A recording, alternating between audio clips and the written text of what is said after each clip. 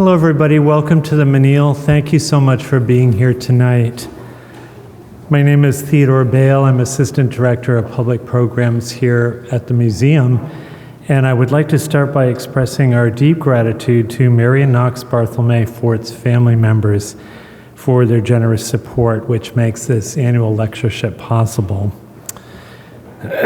Professor Rachael DeLue teaches in the Department of Art and Archaeology at Princeton University, where her area of specialization is the history of American art and visual culture. She focuses particularly on intersections between art and science and the history and theory of knowledge. She is the author of George Inness and the Science of Landscape, Arthur Dove, Always Connect, and she co-edited Landscape Theory with James Elkins. She serves also as editor-in-chief for the Terra Foundation Essays, a series of multi-author volumes on salient concepts in the history of American art, including picturing, scale, intermedia, circulation, and experience. Her own volumes in that series, Picturing, was published 2 years ago in 2016. Professor DeLue has also published on Camille Pissarro, Spike Lee's Bamboozled, Darwin and the Visual Arts, the relationship between art writing and medical diagnosis in America, circa 1900, beauty and stereotype in the work of the contemporary artists Kara Walker and Michael Ray Charles, and Ramar Bearden's collages. Her current projects include a study of Darwin's diagram in On the Origin of Species and a book about impossible images. The latter considers the myriad ways that artists and other image makers in America from a range of disciplines have endeavored to create images of ideas, entities, or phenomena that should be impossible to depict. At Princeton, Dr. DeLue is appointed jointly in Art History and American Studies, and she just finished a term as the acting director of Princeton Center for Digital Humanities. Please give her a warm welcome.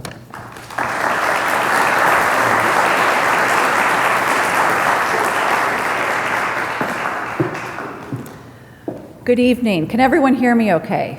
Yes, okay, great. Well, let me start out by thanking Ted for taking such good care of me and everyone else who has worked to get me here to this podium, and in particular the Barthelme family for making this lecture possible. I'm delighted to be here, and I've spent just a half an hour in the galleries and can say with conviction that this is an extraordinary collection, and I'm absolutely thrilled to be speaking in its space, even if I am competing with a few works by Ellsworth Kelly. So let me start, and I'll start here. This is a work from the Menil's own collection. Its title is, by Kara Walker, of course. Its title is Freedom Fighters for the Society of Forgotten Knowledge, Northern Domestic Scene, and Walker made it in 2005. Kara Walker, most of you probably have a sense of. She's a contemporary artist. She's based in New York. She is currently midway through a 5-year visiting professorship at Rutgers University in New Jersey, just a bit down, or up, I should say, the road from Princeton. She's a celebrated artist, this goes without saying. She burst onto the contemporary art scene in the mid-1990s. She was awarded the MacArthur Foundation Genius Grant at the age of 27, which makes her the second youngest person to have been awarded that particular grant. So she's celebrated, but she's also controversial, and I'm not going to spend a ton of time tonight talking about the nature of that controversy. I want to talk mostly about the art that she has given us, but I will get to it. And the controversy stems from the fact, and this is something I will talk about, the fact that her art is unrelenting in its depiction of American history, and in particular racial stereotypes and the history, the violent history of slavery. And because of this, her work has been subject to protest. It has been also subject to censorship, including at major museums like the Detroit Institute of Arts. As I said, I'm not going to spend a ton of time on the controversy, but I want us to hold it in our minds and think about the power of her work and how that power makes it profoundly difficult to a certain extent. Now, this particular piece in the collection, is exemplary of the work for which Walker is best known. And it's exemplary for a number of reasons. First of all, it exists on a very large scale, much larger than what you're seeing here in the digital image. It's 10 by 40 feet, and I just learned from Ted that it previously, and correct me if I'm wrong, it previously hung in the gallery where the John Cage drawings now hang, and so it took up that entire wall. So these are monumentally scaled works. This is another example. This is entitled The Jubilant Martyrs of Obsolescence and Ruin from 2015, so slightly more recent. So these exist on a very large scale, her signature works. Second, her work employs the silhouette format. This is her signature form in many ways. And she borrows this form from the past. And I'm showing you here 4 examples from the 19th century, the early 19th century, of the silhouette form.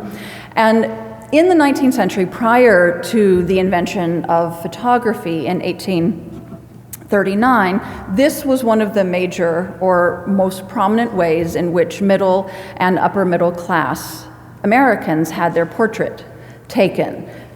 One would trace the outline of a person's profile on a piece of paper and cut that piece of paper out and put it on a ground. And in some cases it was a simple profile. Sometimes it would have been a seated portrait like the one you see on the lower right. In other cases it was far more elaborate, and even in the 19th century people had a version of Instagram for their dogs and cats. So that's what you're seeing there on the lower left. So she borrows this silhouette form from the 19th century. It was a prevalent form of portraiture, individual portraits, family portraits, and so forth. Third, her work, this work, which makes it a signature work by Walker, takes history as its subject. This goes without saying. And in particular, the history of the antebellum South, the South prior to the Civil War, the South of sectional conflict, of slavery, of racial strife, and then of course the Civil War and Reconstruction. And the silhouette is interesting in this regard because it's an anachronistic medium. So the silhouette form itself speaks to the historical content, the pastness in many ways of her work. It signals, that silhouette form, that her work is about looking back and thinking hard about what we see when we do so.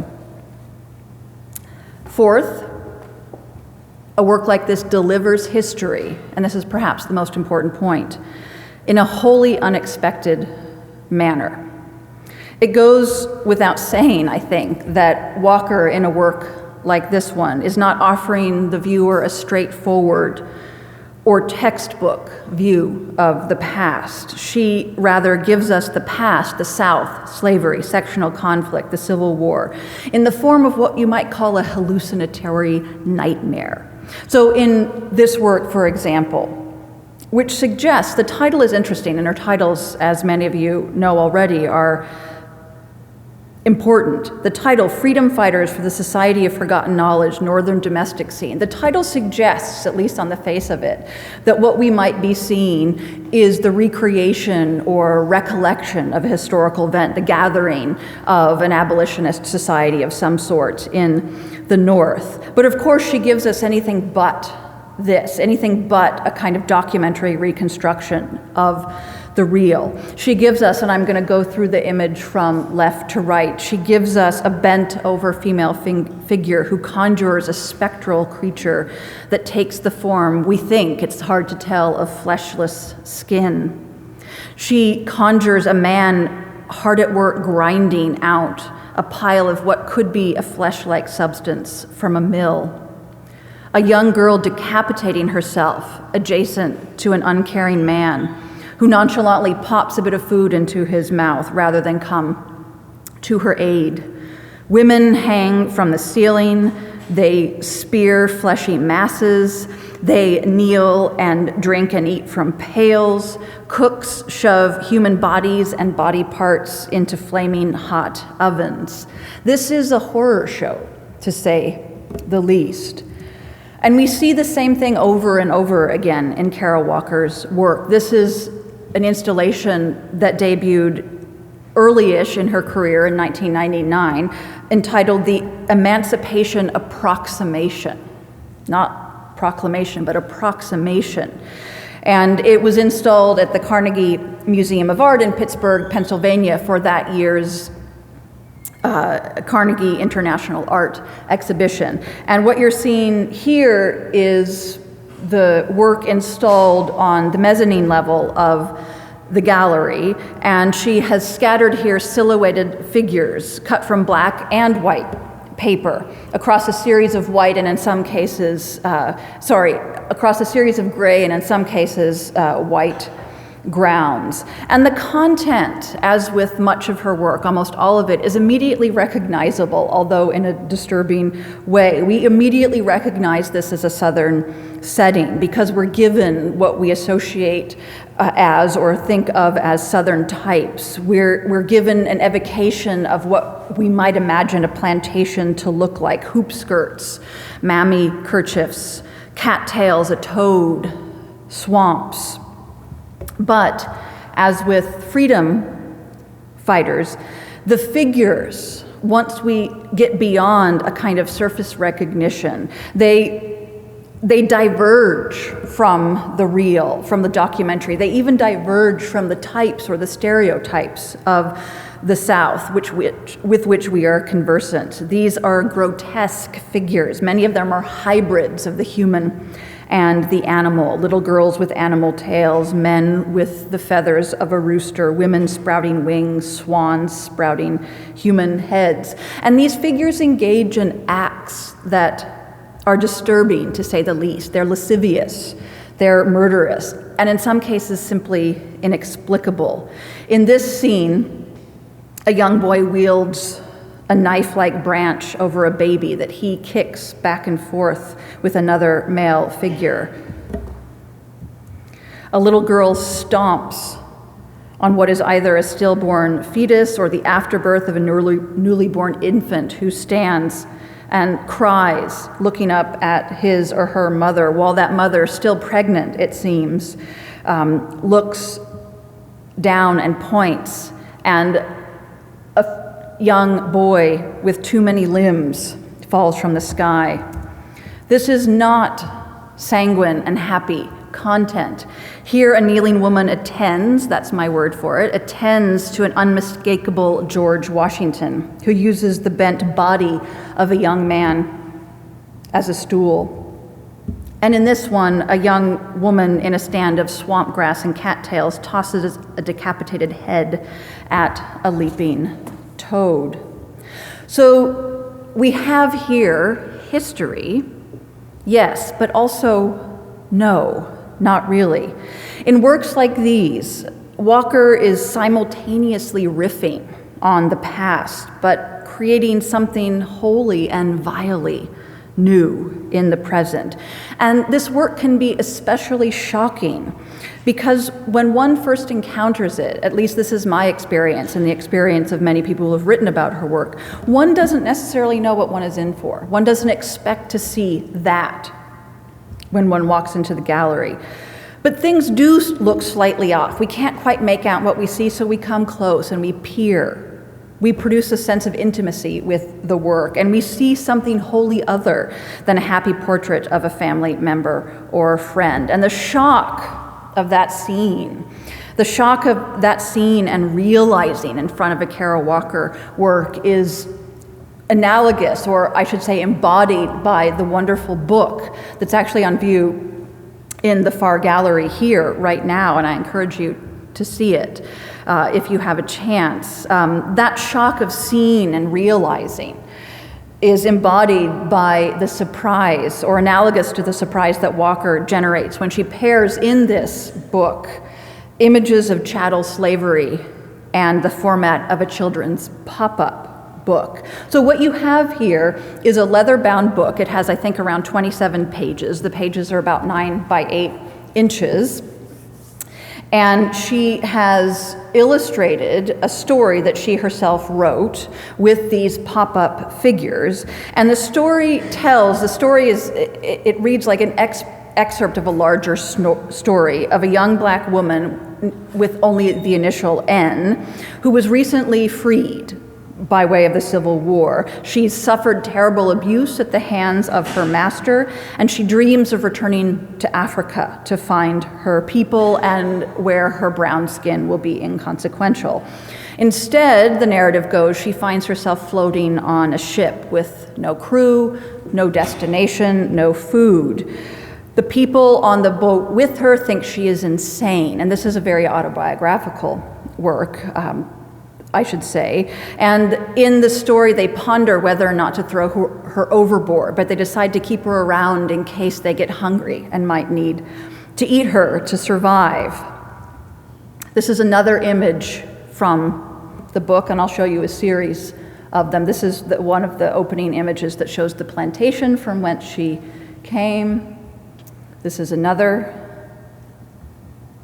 This gives you a sense of the physical nature of the book. So this is obviously a shot taken by a non-expert photographer of the book, opened and from the side. And this gives you a sense of the three-dimensional and tactile quality of these forms, very different from the effect of the silhouettes pasted against a wall as if a mural.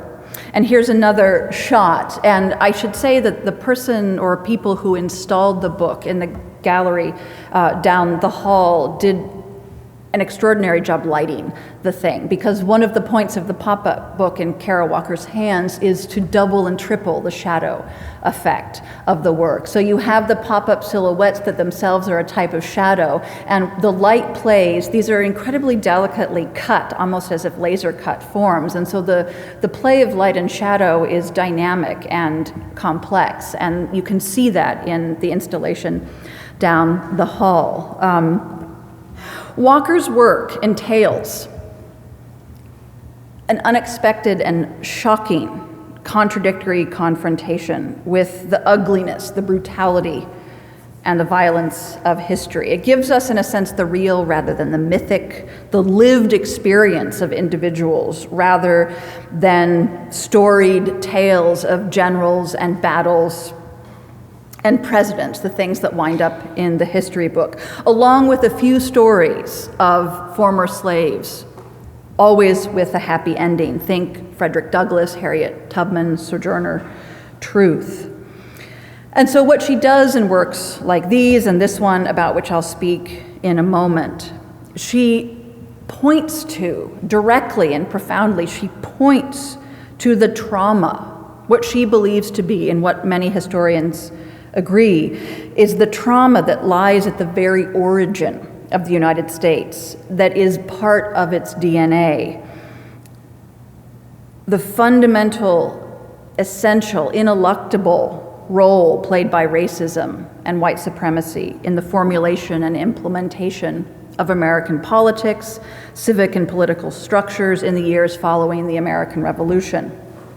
She wants us to confront the foundational nature of the institution of slavery in the coming into being of America as a sovereign nation state, as an economic power, and as a political world power. And she wants us to confront the violence it wrought on all of those involved.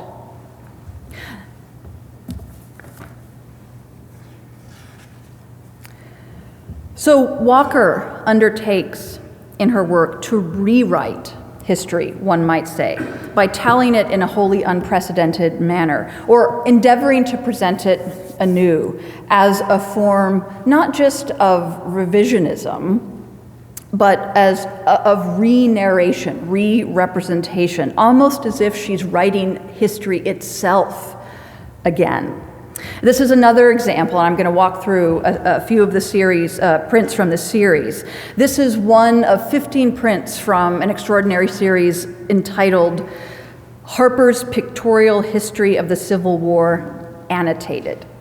And in each of these works, and this one is entitled Banks's Army Leaving Simmsport, Walker takes a page that she reproduces, enlarges and reproduces in enlarged form from an actual illustrated book, Harper's Pictorial History of the Civil War, which was published immediately after the war in 1866 to 68 in multiple volumes, that told the story of the Civil War, or a story of the Civil War, through image and text. And the images and the text narrate the salient events and persons of the Civil War, or at least what the authors of the text thought were the salient events and persons of the Civil War.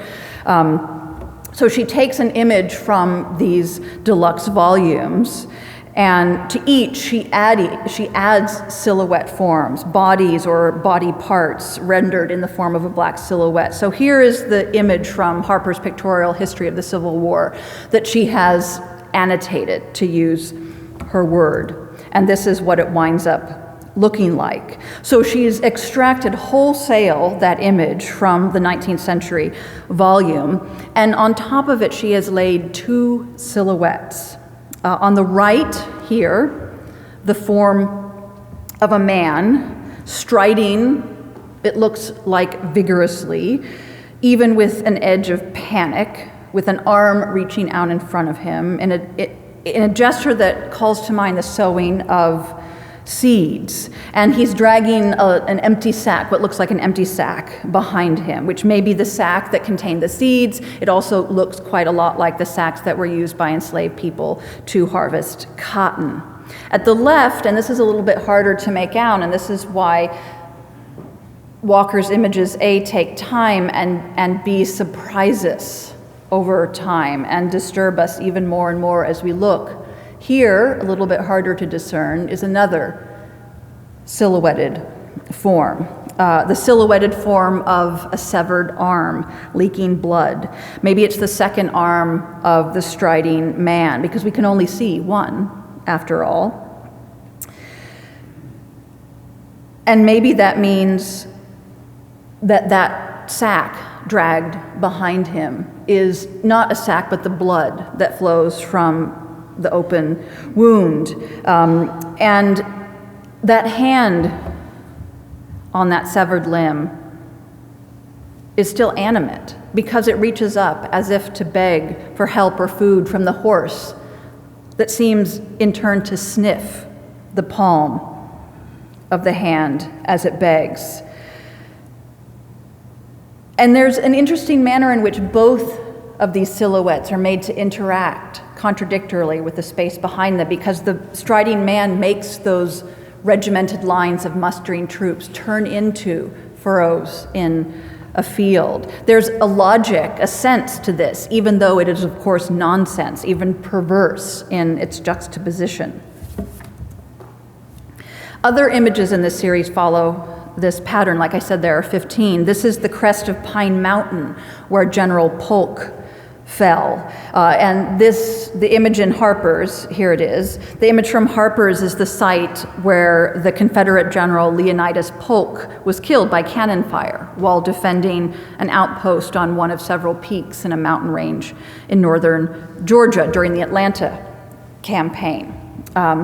This was a Union victory. This is the hilltop. There's a flag being raised that says liberty. It's a little bit hard to tell. Whoops, sorry.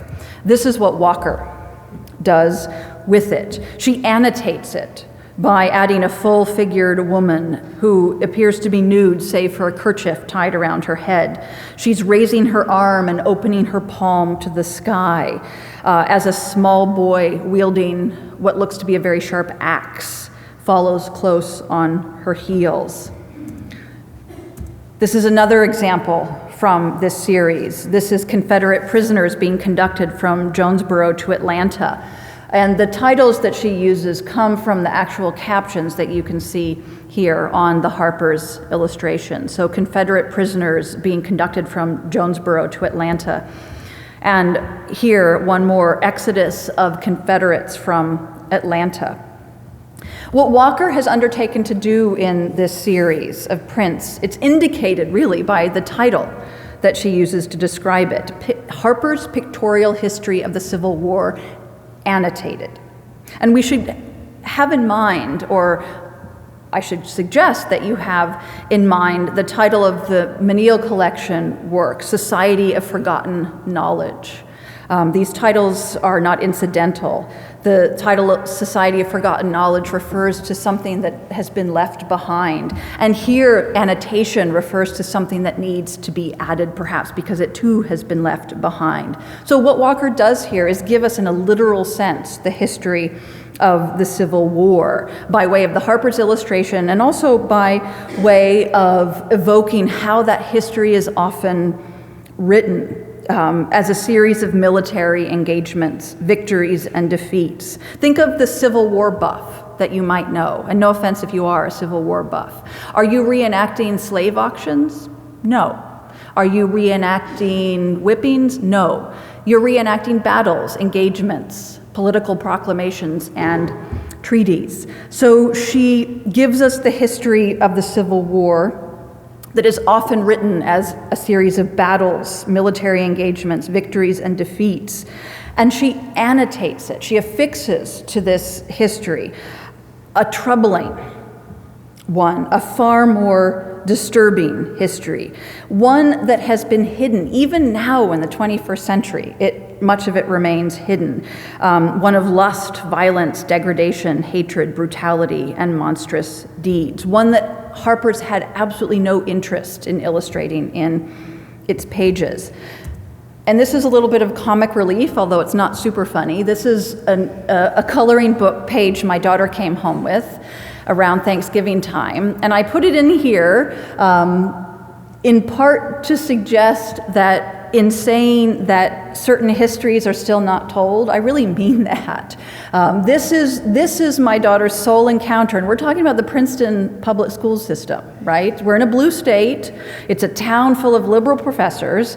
The school system is vaunted for its excellence. This is the encounter she has had thus far with Native America.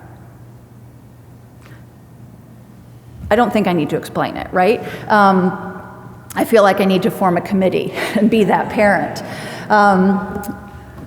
Just so you have a sense of the fact that this isn't a 20th century or late 19th century phenomenon. This is a now phenomenon, and this is why Kara Walker is making her work now. And this is an especially interesting picture because what she's done here is create a silhouette within a silhouette. And it speaks to the fact that Kara Walker herself thinks of her annotations, her annotation of history, as a form of excavation, of hollowing out and excavating something that lies beneath. She also thinks of it as an act of destruction, destroying the icons, the idols, the sacred narratives to which we hold on to desperately, and putting something else in their place. And in doing so, she's doing something quintessentially and fundamentally American, right? Her art, in undertaking this act of excavation or destruction, is very American because it is a kind of iconoclasm. The destruction of images and objects that represent a past way of seeing, a past way of doing, almost always bound up with religion and politics. And iconoclasm, the destruction of idols, of images, was a potent form of resistance at America's very origins. You're looking here at a painting by Johannes Ortel entitled "Pulling Down the Statue of King George III" in New York City. This was painted in 1853, but it depicts the event of 1776, whereby various residents of New York and members of the Continental Army, in the wake of hearing the Declaration of Independence read to General George Washington's troops in 1776, pulled down the statue of King George and melted it actually to make bullets for their muskets. So what Kara Walker is doing is this kind of quintessentially American iconoclasm. America's history is a series of such icons and a series of knocking them down. And I'm showing you here the icon, the idol, the secular king that replaced King George III. This is George Washington, of course. This is a painting by John Trumbull that he created in 1792 of George Washington at the Battle of Trenton. And on the right is a work by the contemporary artist Titus Kaphar. This was a work displayed in Princeton University's Art Museum recently. Princeton undertook a major multi-year project called Princeton and Slavery, which aimed to and did excavate the history of Princeton's relationship to the slave trade between the 18th century and emancipation and after. And the history is deep and thick and complex, and almost none of it is visible on campus. And so Titus Kaphar was invited to create an installation specific to the campus, and his work was also shown in the museum. And I'm showing you this juxtaposition to give you a sense that American history is a series of building icons up and tearing them down, making George Washington into an American iconography, an American story, an American narrative, and then chipping away at that idol in a kind of iconoclastic gesture of seeing it crumble into pieces on the ground. This is what Walker, in many ways, is doing in these works. Her work topples conventional narratives of history, and it eviscerates collective memory, what history books tell their readers to think and to know. And she does this to the point, in some cases, of leaving nothing intact. What she wants to leave us with, and this is a quote from her, what she wants to leave us with is a pile of parts and goo.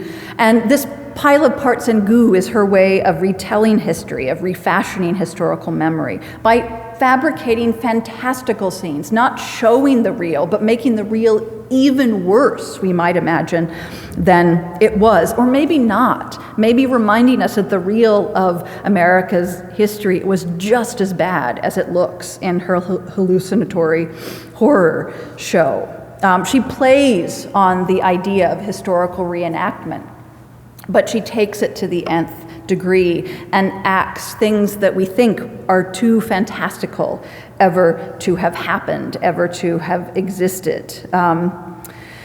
So what we have here in a work like this one is something like an excavation, a rewriting, also a giddy and raucous exorcism. Giddy, Walker herself describes it, because she says it's only by entering a state of near delirium can she face what the past actually held, that she can represent the perversity and monstrosity of violence that the past wrought on its inhabitants. It's an exorcism of sorts. Ghosts and demons are called forth, but they're never put to rest, and that's the point, in many ways, of her art. These demons and ghosts are made to haunt once again. And all of this, all of what I've been saying, directs our attention to the means. This is Kara Walker's point, the means by which we speak about and represent and remember the past.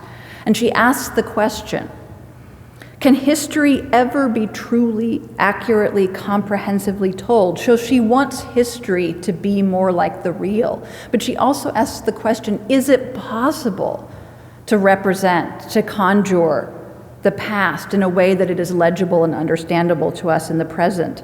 Is it possible to speak fully and completely of the past, especially if that past comprises unspeakably and unfathomably horrific acts and events?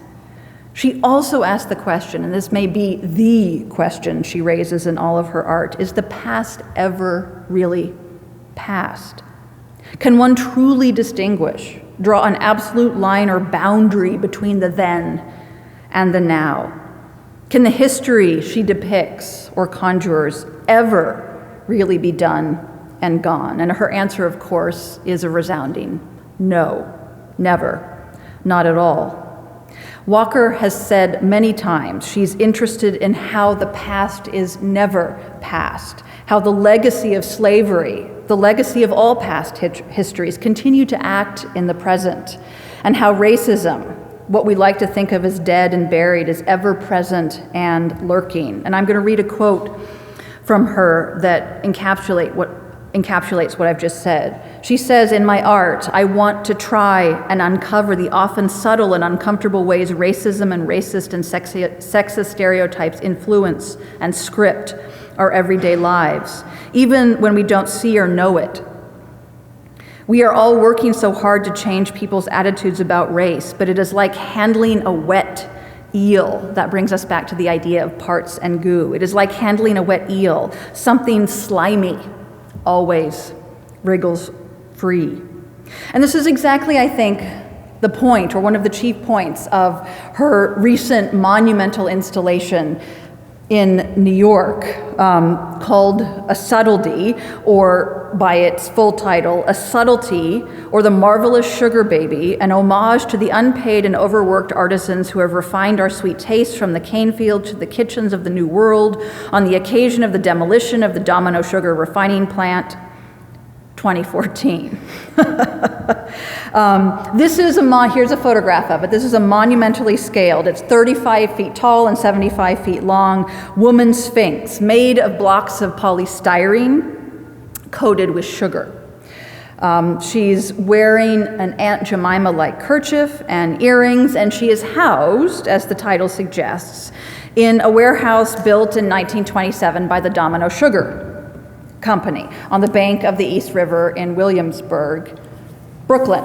And this was a warehouse used for storing raw sugar cane that had been shipped by boat from the Caribbean to be refined and packaged at the adjacent factory. So it's not a factory that dates to the 19th century trade in slaves, which was of course directly and inexorably linked to the growing and processing of sugar. But it's a sculpture in a site that conjures multiple histories. And here's another view. This is not my photograph.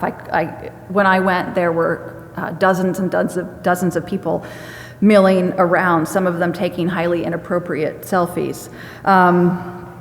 This is a work that conjures multiple histories. It conjures the history of slavery and the slave trade, the history of global commercial systems, the history of race relations in the United States, the history of sugar as a symbol of progress and a luxury. The title, A Subtlety, if you don't know, refers to a type of sugar sculpture that was made for the rich in the 19th century as a kind of edible table decoration. It speaks to how sugar has more recently become a flashpoint for debates about economic and agricultural policy, as well as how sugar has become a kind of cultural taboo. And it's a sculpture that enacts multiple ideas. It revises the vision of the abject black female slave body and makes her a powerful goddess like colossal being, what you might call a white supremacist's worst nightmare. It makes hyper-visible and manifestly present those histories, if erroneously, but often located by us solely in the past. The space around the sculpture, you can't see it here, but in its completed state, the space around the sculpture was dotted with 13 cast resin or cast sugar figurines of little boys holding baskets. And these are imitations of the actual figurines that were made out of sugar and were designed to hold candy. So you could eat the whole kit and caboodle. You eat the sugar out of the basket and then you eat the boy. And through deterioration, so these, as I said, are made out of resin or sugar, they rot over time, as did the monumental sculpture itself. Through deterioration, through the rotting of the sugar, the overpowering smell of what I could only describe as 1,000 rotting burnt marshmallows. The dripping of molasses remains from the ceiling so that the sculpture became coated with molasses stripes. The rusting steel columns, the deteriorated state of the factory itself. These marks, signs, embodiments of deterioration for Walker speak to the rottenness of the histories embodied by the sculpture, the rot also of the past persisting in the present. Here we are at freedom fighters once again.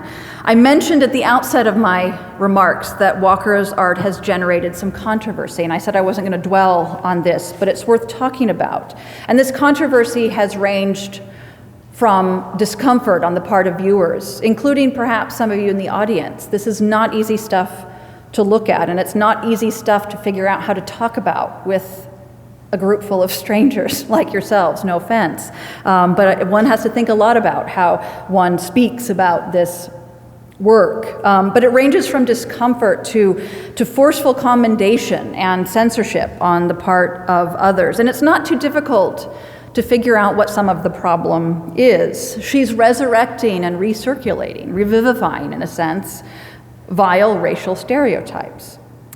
She is presenting a predominantly negative image of blackness and the history of African-descended people in the United States.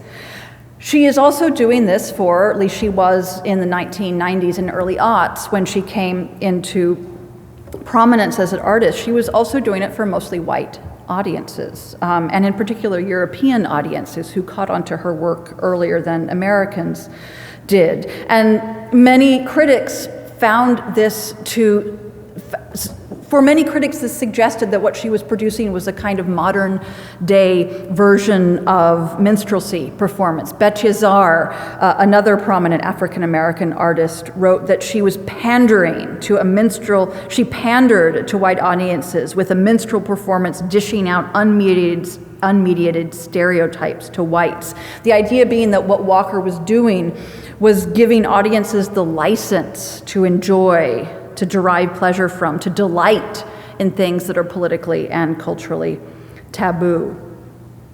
But it's not just these things that make her art difficult to swallow, that makes it feel for some, and it should feel like this to a certain extent, like a kind of assault. I would also say that the difficulty of art arises from the sheer beauty of it. The sheer beauty of these images makes it so hard to take. Beauty plays a leading role in our experience of these works, in the seduction of her imagery. And it's especially disturbing that beauty presents such vile content. Such beautiful form rattles and jars all the more when it gives us things like the violence of chattel slavery. So what we have in a work like this one and her other works is a kind of perverse and even promiscuous amalgam of beauty, virtuosity. She's an incredible artist and an amazing draftsman, inscrutability and ugliness. And this is the double bind of her work. The double bind, and I would also argue the brilliance of her work. She gives us, or she presents to us, a kind of untenable position that renders the viewer simultaneously transfixed and traumatized by imagery that depicts violence at its absolute limit, even beyond the limit, but pulls us right into the thick of it through its seductive and immersive visual effects. Put another way,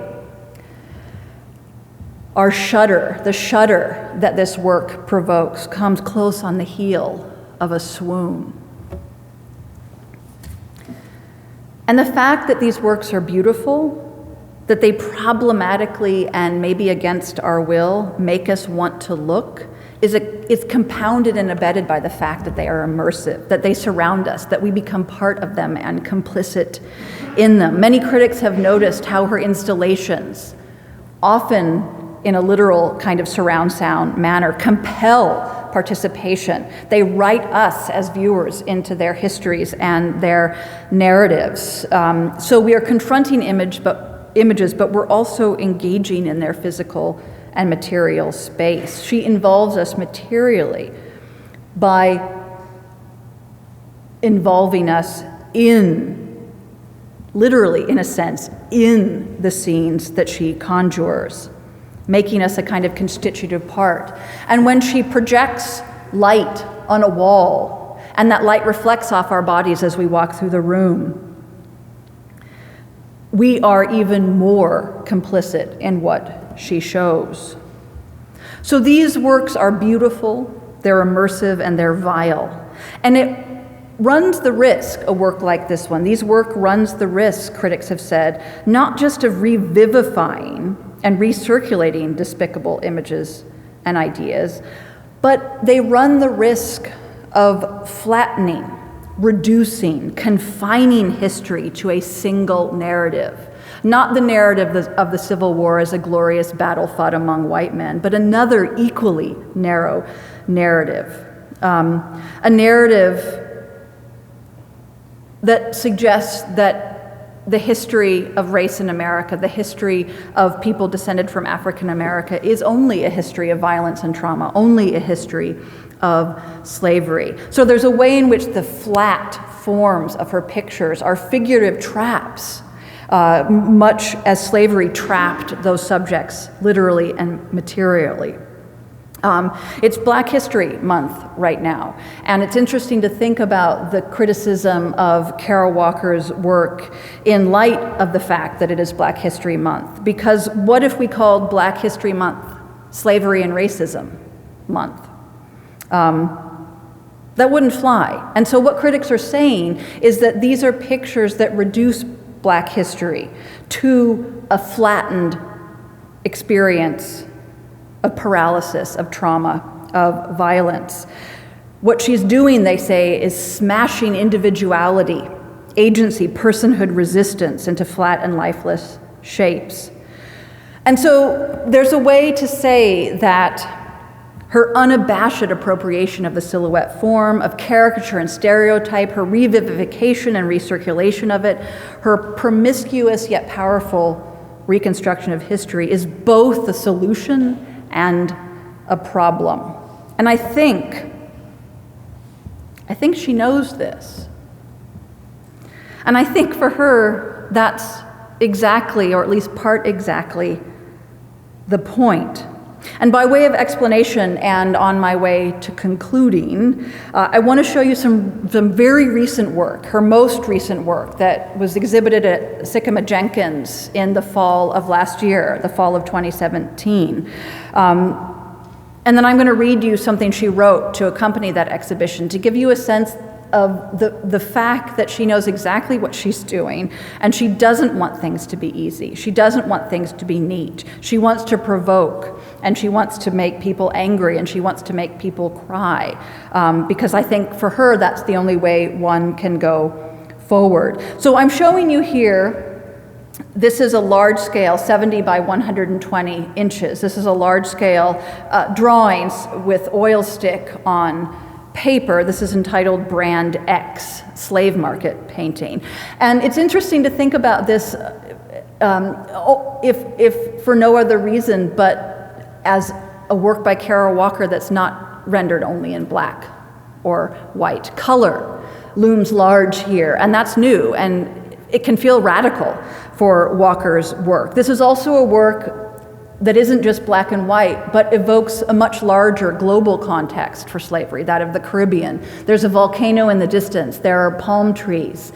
So what she's doing here is expanding the story that she's been telling out beyond the borders of the United States and making it a story from the Americas and a story about the globe. So the complexity of the story she's telling is only increasing here rather than getting easier to take or more understandable. And I think that that reflects her sense that this is what is happening to the story itself in our world today. This is another work from that show. This is Christ's Entry. This is one of my favorite titles, Christ's Entry into Journalism. And what it shows is a series of dozens of figures that seem to kind of spiral out from the middle. This is ink and some collaged elements on paper. This is also huge. This is 140 by 196 inches. I don't know where she got paper this big. But this is an interesting work. It's black and white, but it includes figures from the deep past as well as from the now. And if you look closely at these various figures, you'll recognize faces, but you'll also see images that have become iconic in recent years. A young African-American man wearing a hoodie, for instance, which of course evokes the the Trayvon Martin episode. So what she's doing here is bringing her format for dealing with deep pastness into the present and really driving home the fact that what she's talking about isn't just the then, but also the now. She's also speaking more specifically about particular episodes in history. In a lot of her earlier work, it was history, the South, slavery writ large, capital S. Here she is zooming in to a certain extent and evoking particular episodes in history. This is entitled The Paradox of the Negro Burial Ground, and this is entitled The Private Memorial Garden of Grandison Harris. And both of these works refer to an actual historical figure, and it's a historical figure that Walker found fascinating because he fit no category. No stereotype, no type, no category, no slot into which she could safely and comfortably insert him. She found him profoundly foreign and alien to her conception and to her sort of apparatus and logic or system of organization. This is Grandison Harris, who was trained by physicians at the Georgia Medical College to exhume bodies from burial grounds so that they could be used, Negro burial grounds, so that they could be used by physicians and students as dissecting cadavers. So this was a specialist, and he was an African American who was trained to do this. And I think this history struck her as almost impossible. It's real, but this is an instance where the real becomes nearly impossible to comprehend, inexplicable. So the realness of this is like her fantastical hallucinatory imagery. It speaks to the question of how can we come to terms with history? What do we do with the story of an African American man? He was a slave, actually, I should have made that point at the outset, who has been trained to be a professional in the exhuming of black bodies so that they can be cut open by white physicians. Her point is this history is so specific yet so incomprehensible that I can't put my finger on it. And this is the statement that she released, and I'll close with this. It's nice to give her, the artist, the final word. This is the statement that she wrote to accompany this exhibition at Sycamore Jenkins in 2017, last year. And I think it speaks to the fact that she knows exactly what she's doing, and if there wasn't controversy, she might consider her work to have failed. She writes, Sycamore Jenkins and Company is compelled to present the most astounding and important painting of the fall art show viewing season. Collectors of fine art will flock to see the latest Kara Walker offerings. And what is she offering but the finest selection of artworks by an African-American living woman artist this side of the Mississippi? Modest collectors will find her prices reasonable. Those of a hardier disposition will recognize bargains. Scholars will study and debate the historical value and intellectual merits of Miss Walker's diversionary tactics. Art historians will wonder whether the work represents a departure or a continuum. Students of color will eye her work suspiciously and exercise their free right to culturally annihilate her on social media. Parents will cover the eyes of innocent children. School teachers will re-examine their art history curricula. Prestigious academic societies will withdraw their support. Former husbands and former lovers will recoil in abject terror. Critics will shake their heads in bemused silence. Gallery directors will wring their hands at the sight of throngs of the gallery curious flooding the pavement outside. The final president of the United States, now there's an apocalyptic statement if I've ever heard one. The final president of the United States will visibly wince. Empires will fall, although which ones only time will tell. Thank you.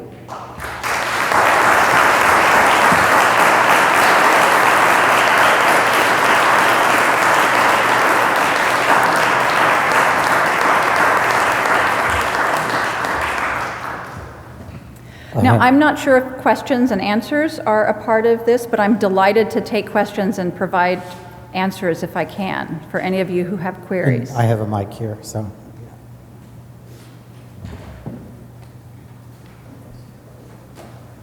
You mentioned that certain critics found that she flattened and distorted kind of figures of African American experience.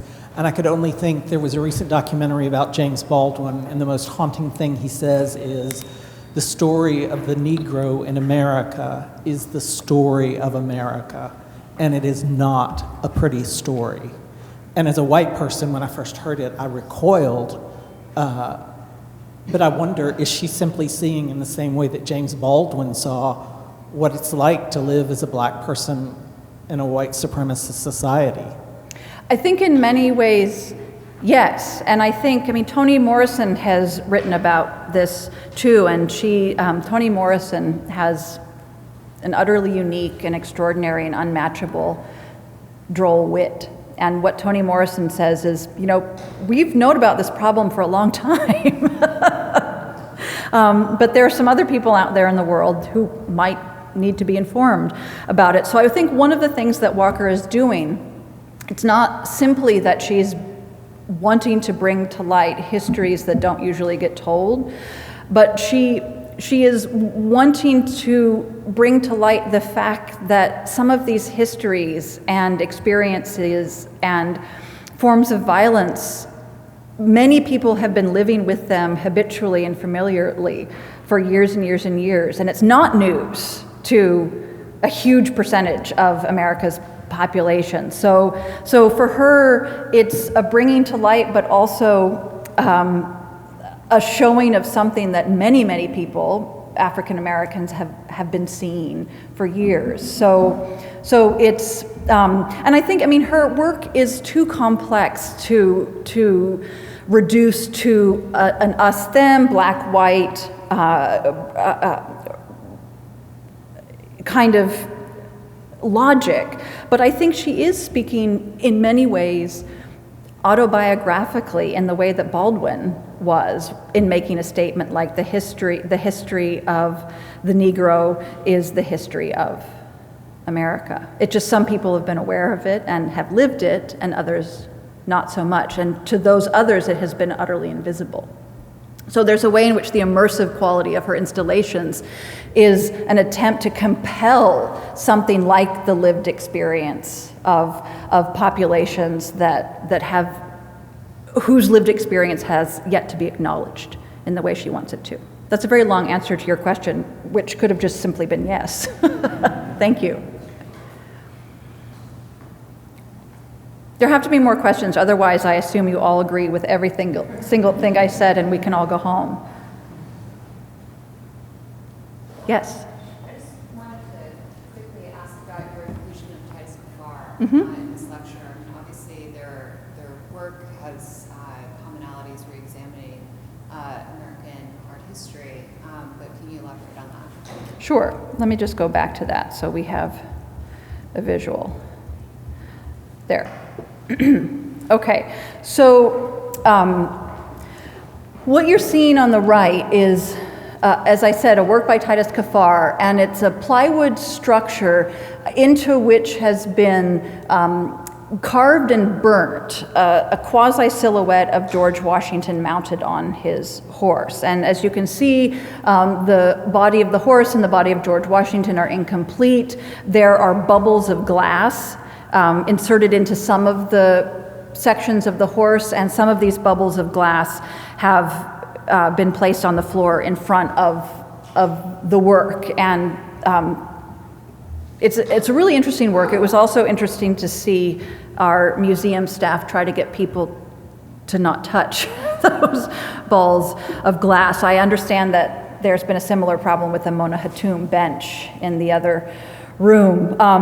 So what he's doing here is depicting an American icon. And I didn't want to subject you to this, but in the years after the American Revolution, hundreds and thousands of images of George Washington were produced on everything from currency to monumental portraits like the John Trumbull. And George Washington himself wrote in a letter that if I have to sit for one more portrait, he didn't say this literally, I will scream. He would never say something like this, but he found it confounding that people wanted to capture his likeness, that people it wasn't just enough to celebrate him, but people needed pictures of him. And when I teach this material to my students, I say this is because America needed a story. America needed an iconography, a set of images, a set of symbols. It had a constitution, but it needed something else. And so Washington's image became that iconography. And what Kafar is doing here is a kind of iconoclasm. What he's doing is erecting a statue, but then tearing it down and burning it out to suggest that someone like Washington, yes, and this is absolutely related to the Woodrow Wilson controversy at Princeton. Someone like General George Washington was absolutely fundamentally essential to making America what it is today. He was a hero in many ways and someone who should be celebrated, but he was also a man of his time, and he owned slaves. And he didn't grant those slaves freedom, and he depended on them to be who he was. And so what Kafar is doing here is, by way of the singeing and the broken glass, is saying, we can venerate these people, but we also have to understand who in their time they were, and not pretend that those icons and idols of America's past don't have skeletons, so to speak, in their closet. So this is an iconoclastic work. It builds up and it destroys. And what it doesn't do is replace. It leaves things empty. And it's a kind of devastating statement not to put something in the place of George Washington, but I think it also produces a kind of openness and speaks to a kind of willingness to let multiple, diverse, myriad narratives proliferate rather than one, the one that stands for America, capital A. Okay, well, thank you very much.